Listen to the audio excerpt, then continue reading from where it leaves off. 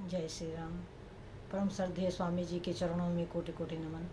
परम श्रद्धेय श्री गोसाई जी के चरणों में कोटि कोटि नमन। अनंत कोटि ब्रह्मांड नायक परात्पर सर्वेश्वर प्रभु श्री रामचंद्र जी के चरणों में कोटि कोटि नमन। सभी प्रेमी भक्तों को मेरा बहुत बहुत प्यार, बहुत बहुत आशीर्वाद। श्री राम जय जय राम। श्री राम जय जय राम। मंगल मूर्ति मारुति नंदन, सकल मंगल मूल निकंदन। पवन तनय संतन हितकारी, हृदय विराजत अवध बिहारी। मात पिता गुरु गणपति नारद, शिवा समेत शंभु सुख सारद।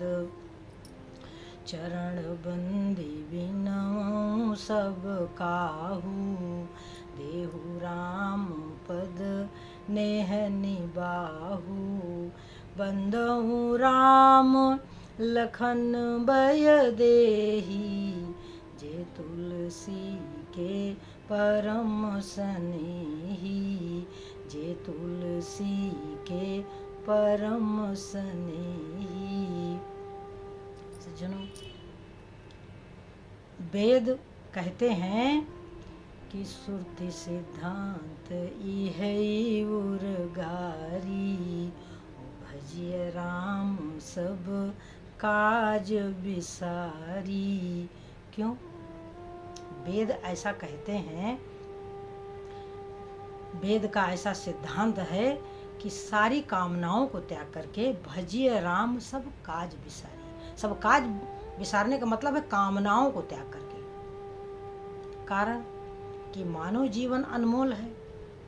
प्रभु श्री रामचंद्र जी ने कहा हुआ उत्तरकांड में कि बड़े भाग मानुष तन पावा, सुर दुर्लभ सद ग्रंथ निगावा। सभी ग्रंथों में वर्णित है कि बड़े भाग मानुष तन पावा। क्यों?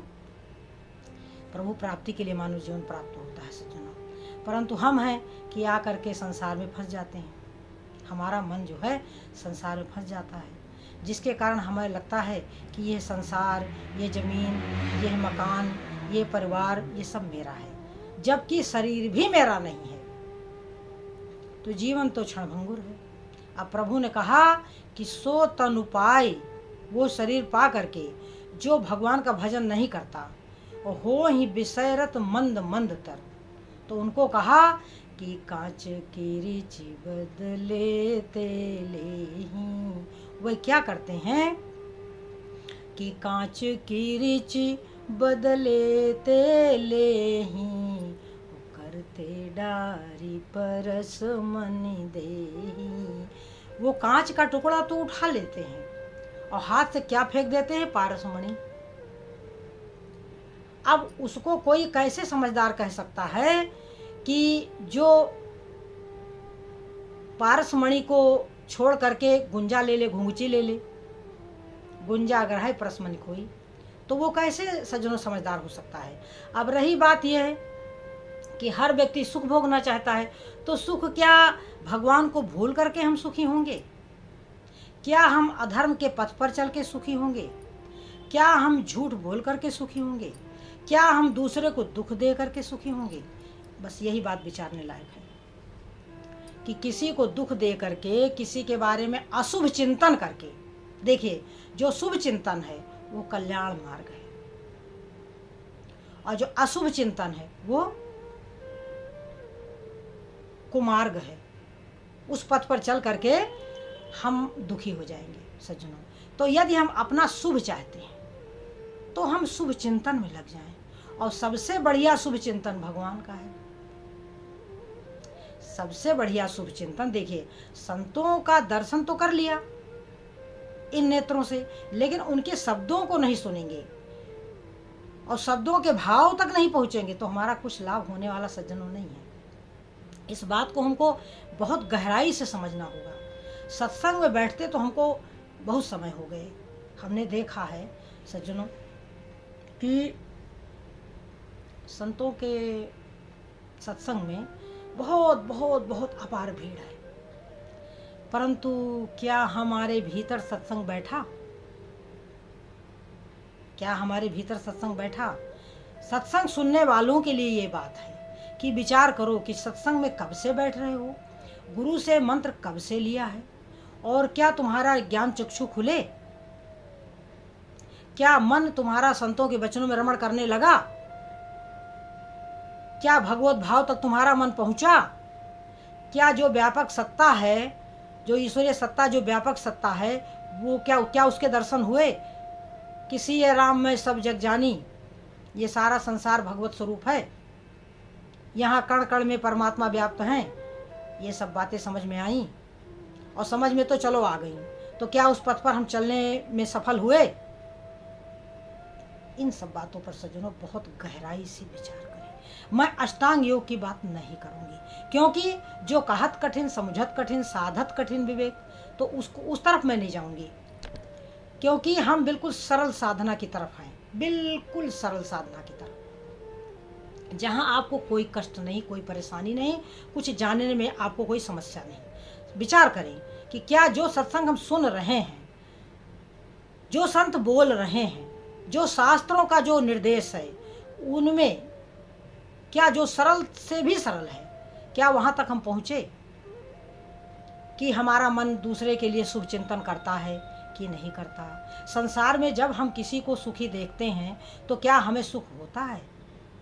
होना चाहिए। संतों का स्वभाव होता है कि दूसरे को सुख को देख करके जो हमें सुख मिलता है वो संत स्वभाव है, और जो दूसरे को दुख को देख करके हमारा मन प्रसन्न होता है वो क्या है कि जब काहू कह देखहि विपत्ति, और सुखी होई मानहु जग नृपति। तो सज्जनों, ये दुष्टों का स्वभाव है कि जब किसी को हम विपत्ति में देखते हैं तो हम प्रसन्न हो जाते हैं। ये दुष्टों का स्वभाव है। जब काहू के देखें विपत्ति, और सुखी होई मानो जग नृपति, तो ये दुष्टों का स्वभाव है। जब किसी को हम दुख में देखें तो हमारा मन दुखी हो जाए सज्जनों। क्यों? दुख तो दुख है, दूसरे का हो चाहे अपना हो। वही दुख यदि हमें मिल जाए तो फिर हमारा क्या होगा सज्जनों? परमात्मा करे इस दुनिया में कोई दुखी ना हो सज्जनों, क्योंकि दुख और सुख तो हमारे अच्छे बुरे कर्मों का फल है। तो इसलिए यदि हम भगवत भजन करते रहेंगे, भगवत चिंतन करते रहेंगे, शास्त्र चिंतन करते रहेंगे, तो हमारा जो मन है वो अशुभ चिंतन नहीं करेगा। और जब चिंतन हमारा शुभ हो जाएगा, तो हमारा भाव शुद्ध जब हो जाएगा, तो हमारे द्वारा जो कार्य होगा वो गलत नहीं होगा। इसलिए जीवन तो क्षणभंगुर है, क्षणभंगुर जीवन की कलिका, कल प्रातः जाने खिली न खिली, ओ मलयाचल की शुचि शीतल मंद, सुगंध समीर मिली न मिली। कलिकाल कुठार लिए फिरता, तन नम्र से चोट झिली न झिली। कहले हरि नाम अरी रसना, फिर अंत समय में हिली न हिली। तो इतना सुंदर जो संतों का समाज है, उसको पा करके भी यदि हमारा कल्याण न हुआ, तो प्रभु श्री रामचंद्र जी ने कहा कि जो न तरई भव सागर, नर समाज यस पाए, और सो कृत निंदक मंदमती, आत्माहन गति जाए। वो कृत निंदक, वो निंदा के योग्य है। मंदमती, उसकी बुद्धि मंद है, वो आत्मघाती है। सो कृत निंदक मंदमती, आत्माहन गति जाए। जो न तरे भवसागर, नर समाज अस पाए। ऐसा सुंदर संतों का समाज है। और हम ये भी देख रहे हैं कि संतों के समाज में बहुत अधिक भीड़ भी है, परंतु वहाँ हम जाते हैं, एक एक संत के पास हजारों हजारों की भीड़ है। तो क्या वो सत्संग में तो हम बैठे, सत्संग में हम बैठे, परंतु क्या सत्संग हमारे हृदय में बैठा? विचार करें कि जो वचन है संतों के, बस सारी दृष्टि कान और मन लगा करके हमको संतों के वचनों को सुनना चाहिए। एक बार, बस एक बार यह अनमोल निधि यदि हमको मिल गई सज्जनों, तो फिर हमारे लिए इस पृथ्वी पर कुछ भी दुर्लभ नहीं होगा। यदि हम लौकिक दृष्टि से सुखी होना चाहते हैं तो भी हमें संतों के वचनों को सुनना, समझना और धारण करना होगा। अगर हम ऐसा कर नहीं पाए तो चाहे हम जितना सत्संग करें, उससे हमारा कुछ विशेष तो लाभ नहीं होगा, विशेष लाभ नहीं होगा। यदि सांसारिक कामनाओं को लेकर के हम जा रहे हैं, तो अब देखिए, संतों के वचनों को हम सुनते हैं, संतों के वचनों को हम सुनते हैं, तो जब हम संतों के वचनों सुनते हैं तो हमारे पास प्रश्न होना ही नहीं चाहिए। काहे का प्रश्न? संतों के वचनों में ही हमारे ही सारे प्रश्न हमको मिल जाते हैं, उत्तर, सभी प्रश्नों के उत्तर हमको मिल जाते हैं। तो फिर हम जा करके संतों के वचनों को सुने, उनसे किसी प्रकार का प्रश्न ना करें, उनके मुखार बिंदु से जो टपकता है वो रस, बस उसी रस को हम कान रूपी दोने से पीते रहें। यही हमारा परम सौभाग्य है, यही हमारा परम सौभाग्य है। और इस सौभाग्य से हम वंचित रह रहे हैं, इस सौभाग्य से हम वंचित रह रहे हैं। अगर समझना है तो जो शंकर भगवान कह रहे हैं उसको समझें।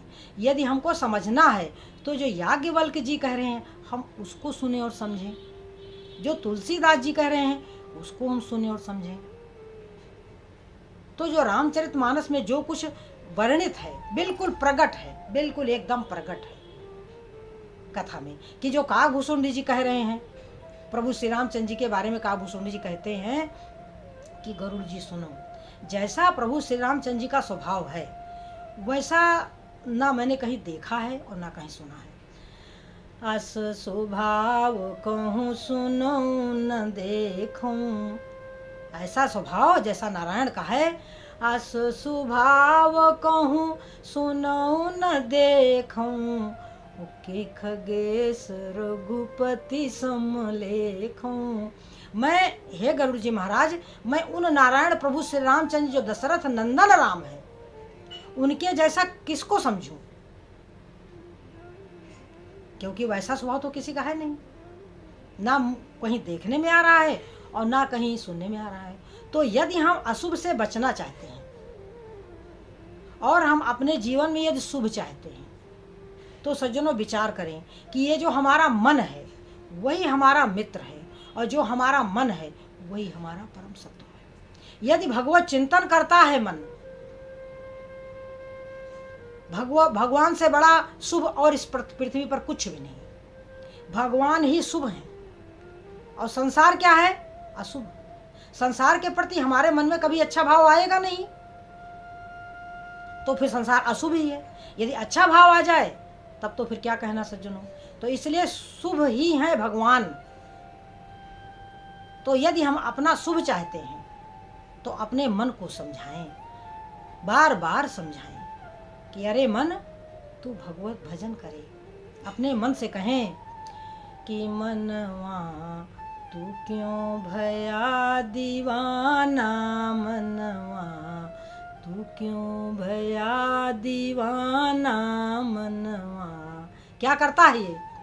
चल पर पंच करत नित मूरख, छल पर पंच करत नित मूरख, आरे दुख को सुख करी माना, मनवा तू क्यों भया दीवाना, मनवा तू क्यों। कितनी बड़ी विडंबना है सज्जनों हमारी कि मुख ते धर्म धर्म कहरावत, मुख ते धर्म धर्म कहरावत, कर्म करत मन माना, मनवा कर्म करत मन माना, मनवा तू क्यों भया दीवाना, मनवा। अरे मन तू क्यों दीवाना हो गया है? जो प्रीतम घट घट की जाने, जो प्रीतम घट घट की जाने तासो करत बहाना मनवा, तू क्यों भया दीवाना मनवा, तू क्यों भया दीवाना मनवा। या मनवा के पीछे चली के सुख का कहाँ ठिकाना मनवा, तू क्यों भया दीवाना मनवा, तू क्यों भया दीवाना मनवा। तो सज्जनों, संतों के जो वचन हैं वो अमृत हैं, वो ही संतों के जो वचन हैं वही अमर तत्व है कि मनवा तू क्यों भया दीवाना। हमें कुछ और नहीं करना है सज्जनों, हमें अपने मन को समझाना है, बारंबार समझाना है, बारंबार समझाना है कि हम वो गलत पथ पर न जाए, वो गलत चिंतन न करें। ये जो मार्ग है सज्जनों वो भीतर से चला जाता है। ये जो आध्यात्मिक जगत है, ये जो स्वयं को जानना है, ये जो स्वयं को पकड़ना है, ये जो स्वयं को सुधारना है, ये संसार अलग है, ये भीतर से इस संसार पे चला जाता है, ये बाहर से नहीं है। बाहर तो केवल एक उपदेश है कि बाहर से तो जैसे कहते हैं ना कि दिया में तेल भी भरा है, उसमें बत्ती भी है, परंतु उसमें जब तक माचिस की तीली नहीं लगेगी तब तक वो जलेगा नहीं, वो प्रकाश नहीं करेगा। तो वही जो हमारे भीतर ज्ञान है, ज्ञान है, तो बाहर से जब गुरु के जो उपदेश मिल जाते हैं तो वही माचिस की तीली है, तो हमारे भीतर जो ज्ञान का प्रकाश होने लगता है। परंतु अब उस ज्ञान के प्रकाश को वायु बुझा देती है। तो अब हम क्या करें? अब हम कुछ और ना करें, केवल और केवल भगवत चिंतन करें, केवल और केवल हम राम राम करें। जैसे तुलसीदास जी कहते हैं कि राम राम राम रटू बावरे, राम राम राम जपू बावरे, घोर भव नीर निधि नम निज नावरे। तो भगवत चिंतन ही जीवन में शुभ है, संसार का चिंतन अशुभ है, भगवत चिंतन शुभ है। क्यों? हम किसी के विषय में सज्जनों अच्छा नहीं सोचेंगे, नहीं सोचेंगे, नहीं सोचेंगे, ये हमारा दुर्भाग्य है। इसलिए हम संसार का चिंतन न करें, हम केवल अपने प्रभु का चिंतन करें, तो फिर प्रभु की हमारे ऊपर कृपा होगी, हम प्रभु के कृपा पात्र बन जाएंगे। चिंतन करते रहेंगे, भगवत चिंतन किसी भी रूप में, भगवान का भजन गाएं, भगवान का नाम जपें, भगवान के गुण लीला तत्व और रहस्य का चिंतन करें। तो रामचरितमानस में स्थान स्थान पर भगवान का स्वभाव भक्तों के द्वारा वर्णित है सज्जनों, चाहे वो याज्ञवल्क्य हों, चाहे शंकर भगवान हों। देखो शंकर भगवान क्या कहते हैं, जब राक्षसों को भगवान मारते हैं तो राक्षस जब मरते हैं तो उनको ले जाते हैं उन राक्षसों को भगवान के पास, और भगवान उनको परम पद दे देते हैं। और क्या कहते हैं कि उमा राम मृदु चित करुणा कर। भगवान के हृदय में कितनी करुणा है। शंकर भगवान कहते हैं कि हे पार्वती, उमा राम मृदु चित करुणा कर, बैर भाव सुमिरहि मोहि निश्चर। राक्षस जो हैं वो बैर भाव से भगवान का चिंतन करते हैं, तो भगवान के हृदय में करुणा है। विभीषण उनके नाम बताते हैं और भगवान उन्हें परम पद वैकुंठ धाम भेज देते हैं। तो ऐसे प्रभु को सज्जनों, ऐसे नारायण को कि जिनको हम गाली देते हैं, जिनसे हम बैर करते हैं, जिन्हें हम भला बुरा कहते हैं, वह नारायण हमें परम पद दे देते हैं सज्जनों। तो जो प्रेम से सादर सुमिरन जय नर करेंगे, जो प्रेम से भगवान का चिंतन करेंगे, तो उनके सौभाग्य का कौन वर्णन कर सकता है सज्जनों। जो भगवान से बैर करते हैं उनको भी भगवान परम पद दे देते हैं। तो जो सादर सुमिरन जय नर करें ते गोपदी उभव नित रही। तो सज्जनों इस रहस्य को समझें, जानें, वह नारायण कहीं बाहर नहीं है। मैं बार बार आपसे कहूँगी कि जहाँ तूने माथे की बिंदिया सजाई, वही तेरे प्रीतम के घर की गली है।